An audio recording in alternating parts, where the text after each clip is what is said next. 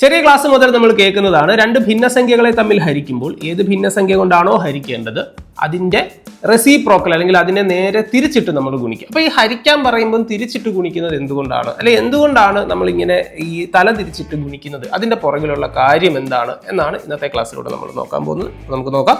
അപ്പോൾ ഞാനിവിടെ ഈ 2/3 ഡിവൈഡഡ് ബൈ 4/5.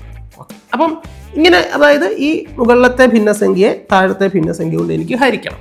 അപ്പം എൻ്റെ ഈ ഒരു പ്രോസസ്സ് എളുപ്പമാക്കാൻ വേണ്ടി ഈ താഴത്തെ ഈ ഫ്രാക്ഷൻ അവോയ്ഡ് ചെയ്യാൻ വേണ്ടി ഞാൻ ശ്രമിക്കും. താഴത്തെ ഈ ഫ്രാക്ഷൻ എനിക്ക് ഇല്ലാതാക്കണം. അപ്പോൾ അങ്ങനെ ഇല്ലാതാക്കണമെങ്കിൽ ഞാൻ എന്ത് ചെയ്യും, ഇതിനെ എന്ത് ചെയ്യുന്നു, നേരെ ഈ 4/5 എന്ന് പറയുന്നത് എനിക്ക് ഈ ഒരു ഫ്രാക്ഷൻ 1 ആയിട്ട് മാറണം. 1 ആവണമെങ്കിൽ എന്ത് ചെയ്യണം, ഇതിനെ നേരെ റെസിപ്രോക്കൽ കൊണ്ട് ഞാനങ്ങ് നേരെ തിരിച്ചിട്ടങ്ങ് ഗുണിക്കുകയാണ്. അപ്പം 5 ഡിവൈഡഡ് ബൈ 4. അപ്പോൾ നോക്കിക്കേ, ഇതങ്ങ് വെട്ടിപ്പോത്തില്ലേ.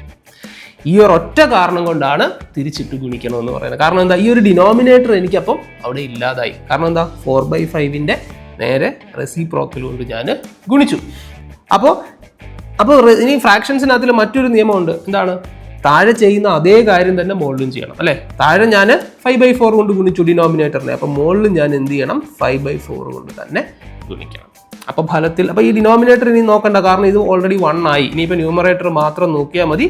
2/3 ഇൻറ്റു 5/4 അല്ലേ? അപ്പോൾ ഇത് നമ്മൾ വെട്ടിക്കളയുന്നു.